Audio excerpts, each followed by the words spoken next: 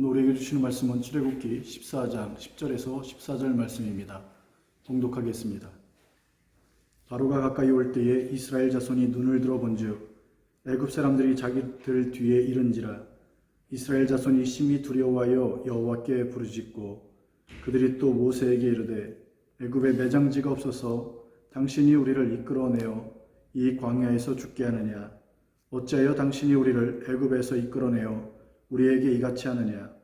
우리가 애굽에서 당신에게 이른 말이 이것이 아니냐 이르기를 우리를 내버려 두라. 우리가 애굽 사람을 섬길 것이라 하지 아니하더냐. 애굽 사람을 섬기는 것이 광야에서 죽는 것보다 낫겠노라. 모세가 백성에게 이르되 너희는 두려워하지 말고 가만히 서서 여호와께서 오늘 너희를 위하여 행하시는 구원을 보라. 너희가 오늘 본 애굽 사람을 영원히 다시 보지 아니하리라. 여호와께서 너희를 위하여 싸우시리니 너희는 가만히 있을지니라. 아멘. 오늘은 존재 지향적인 삶의 자리라고 하는 제목을 가지고 함께 은혜를 나누고자 합니다. 출애굽한 이스라엘이 가나안에 들어가기까지 홍해와 요단강을 건너게 됩니다. 이 두 사건을 통해서 하나님의 인도하심은 우연이 아니라 어떤 의도가 있음을 잘 보여주고 있습니다. 그래서 사도 바울은 고린도전서 10장에 이 홍해를 건넌 사건에 대해서 세례로 해석하고 있습니다. 세례라고 하는 것은 구원으로서 저 세상에서 이 세상으로 옮겨지는 것을 말하고 또한 건져짐을 받는 것을 의미합니다. 모세오경의 큰 흐름 중 하나는 바로 구원의 단계를 잘 보여주는 것이죠. 그래서 홍해도하는 믿음으로 의롭다함을 받는 칭의라고 할 수 있고, 광야 사건은 바로 거룩해지는 성화입니다. 그리고 가나안 땅은 가나안에 들어가는 것은 바로 영화인 것입니다. 여기서 칭의라고 하는 것은 전적인 하나님의 은혜로 사실 인간의 어떤 조건은 하나도 없음을 보게 됩니다. 그래서 홍해가 갈라진 것은 이스라엘이 잘해서가 아니라 전적인 하나님의 은혜로 되어진 것입니다. 이것을 출발로 이제 광야로 들어가게 되죠. 그곳에서 이스라엘의 의지가 중요하게 됩니다. 그 의지를 가지고 연단받게 되는 것이죠. 쉽게 말하면 내 힘으로 뭔가 헤쳐나가고 만들어가는 과정이 필요하다는 것입니다. 이것이 성화입니다. 그리고 가나안은 하나님의 은혜와 인간의 의지가 결합된 차원에서 승리가 완성되고 보장된 것입니다. 이처럼 홍해 사건이란 구원의 시작으로 이스라엘은 할 일이 없고 또 할 수 있는 것도 없기에 그저 가만히 보라는 것이죠. 그러나 가나안은 차원이 좀 다릅니다. 성화와 훈련과 연단의 과정을 광야에서 받았기 때문에 요단강을 건널 때 제사장들의 발이 먼저 그 물에 들어가야 강이 갈라지는 것입니다. 이는 하나님의 은혜와 인간의 의지가 협력한다는 것을 잘 보여주는 상징적 의미입니다. 그리고 가나안 첫 싸움인 여리고 싸움을 보게 되면 이스라엘은 의지를 발휘하게 됩니다. 어떤 의지입니까? 하나님 말씀에 대한 전적인 순종이죠.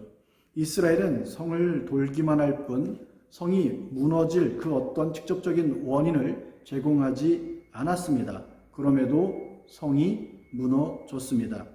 이는 하나님의 명령에 순종하는 이스라엘의 의지를 보고 하나님이 그 여리고성을 무너뜨려 주신 것입니다. 여기 중요한 원리가 하나 있습니다. 그 원리가 무엇입니까? 하나님의 백성들은 말씀에 순종하면 그들이 손대거나 싸우지 않아도 하나님께서 그 성을 무너뜨려 주신다는 것입니다. 다시 말해서 신약의 언어로 바꿔보면 너희가 먼저 그의 나라와 그의 의를 구하면 이 모든 것을 더하게 하신다는 그 역사를 경험하게 되는 것입니다. 홍해가 갈라진 것은 기적의 사건이 틀림없습니다. 하지만 그 기적보다 중요한 것은 그 속에 담긴 우리를 향한 구속사의 메시지입니다. 홍해 바다 앞에 선 이스라엘은 노예로 430년간 있다가 탈출했습니다. 하지만 여전히 그들 가운데는 노예 근성이 남아 있어서 하나님이 자유인으로 불렀음에도 그 자유를 누릴 수준이 못됐던 것입니다.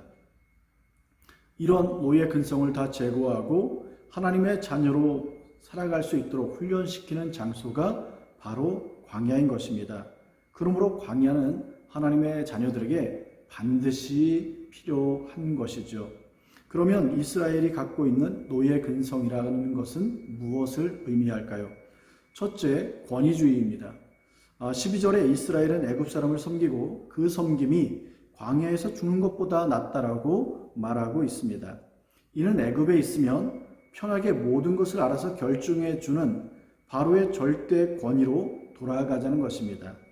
이는 바로의 권위에 모든 것을 다 맡기겠다는 것이죠. 둘째, 파괴성입니다. 11절에 이스라엘은 그들을 자유인으로 인도해 준 모세를 이제는 인도자가 아니라 죽일 자로 몰아가고 있습니다. 이는 모세의 지도력을 거부하고 모세를 파괴하는 것입니다. 왜 모세를 거부하고 파괴하게 됩니까? 모세를 파괴하면 스스로 하나님의 사람으로 분발하고 애쓸 필요가 없어지기 때문입니다. 셋째, 자동 순응입니다.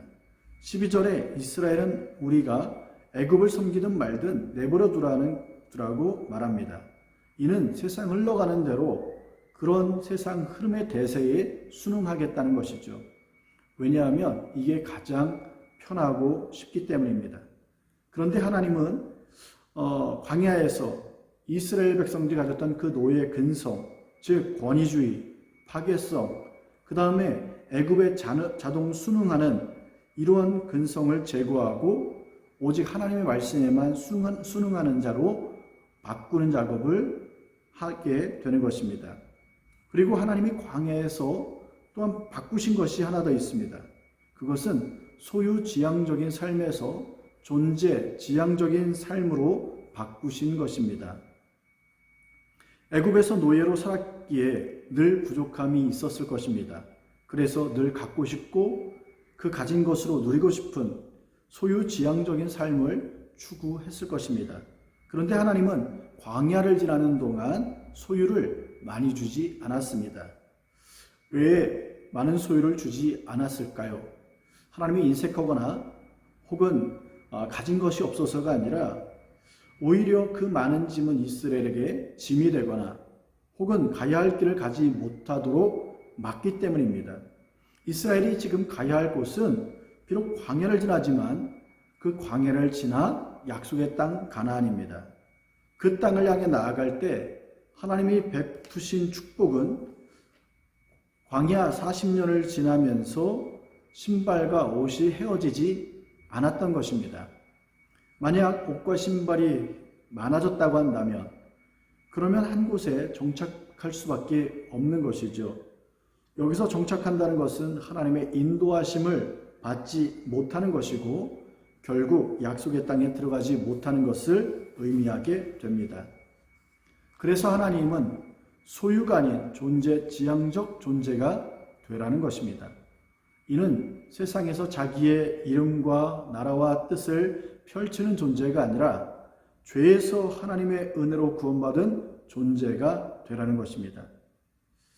구원받은 존재, 그래서 하나님과 함께하고 하나님과 동행할 수 있는 존재, 그러니 하나님의 인도하심을 받고 하나님과 함께함으로 하나님께 쓰임받는 자가 되라는 것이죠. 이스라엘이 소유에서 존재지향적인 삶으로 변화되기 위해 필요한 곳이 바로 광야였습니다. 우리 역시 이 광야가 필요합니다. 우리 역시 애굽 근성을 제거하고 소유에서 존재지향적인 삶으로 바뀌는 것이 필요하기 때문입니다. 이것이 변화인데 이것은 대부분 광야에서 일어나게 됩니다. 그러면 존재지향적인지 아닌지를 어떻게 분별할 수 있을까요? 존재지향적인 삶을 살아가는 자는 늘 과거와 미래에 집중하게 됩니다. 그래서 전에 얼마를 가졌느냐를 이야기하고 또 앞으로 어떻게 되냐에 중점을 두고 살아가게 됩니다. 하지만 존재 지향적인 자는 늘 현재가 중요합니다. 이스라엘은 홍해 앞에 섰을 때 애굽에 매장지가 없어서 여기로 데려왔냐라고 원망하게 됩니다. 그리고 광야에서 만나를 먹을 땐 애굽에 있을 때에는 나일강의 풍요 속에서 마늘과 고기도 먹었다라고 원망했습니다. 이처럼 지난 애굽 생활을 이야기하는 것은 바로 과거입니다. 그리고 미래, 즉 가나안은 어떻습니까? 가나안 정탐 중에 10명은 우리는 그들 보기에 메뚜기 같고 거기에는 거인 같은 자들이 살고 있기 때문에 우리가 결코 이길 수 없고 다 죽게 되었다라고 말하는 것입니다. 이처럼 소유지향적인 삶을 살아가는 이스라엘은 늘 과거와 미래에 붙들려 있습니다. 하지만 존재지향적인 자는 지금이 중요한데 지금의 무엇이 중요합니까? 하나님께 붙들려 있냐는 것이죠. 결론은 왜냐하면 왜 하나님께 붙들려 있음이 중요합니까? 결론은 지금이라고 하는 과정의 결과이기 때문입니다. 그래서 지금 하나님께 붙들려 있지 못하면 미래도 없는 것이죠. 반대로 지금 붙들려 있다면 미래는 하나님의 역사로 가득 차게 되는 것입니다. 그러므로 지금 하나님께 붙들려 있는지부터 점검해야 합니다. 이것이 존재지향적인 자의 삶의 자리입니다. 하나님이 인도하신 그 자리에서 앞에는 홍해, 뒤에는 뒤쫓아오는 애국 군대가 있을 때 하나님께 붙들림 받은 모세가 하는 말이 무엇입니까? 14절에 보면 여호와께서 너희를 위해 싸우시니 너희는 가만히 있으라는 것입니다. 우리가 가만히 있는 동안 여호와께서 싸워주심으로 홍해는 갈라지고 애국 군대는 물에 수장되는 역사가 있게 되는 것입니다. 지금 현재 하나님께 붙들려 있기만 한다면 그러므로 하나님과 함께 살아가는 그 존재지향적인 삶의 자리를 지킴으로 날마다 귀한 승리가 있기를 주님의 이름으로 축복합니다. 기도하겠습니다. 하나님 아버지 감사합니다. 오늘 우리가 노예 근성을 가지고 하루하루 살아가게 됩니다.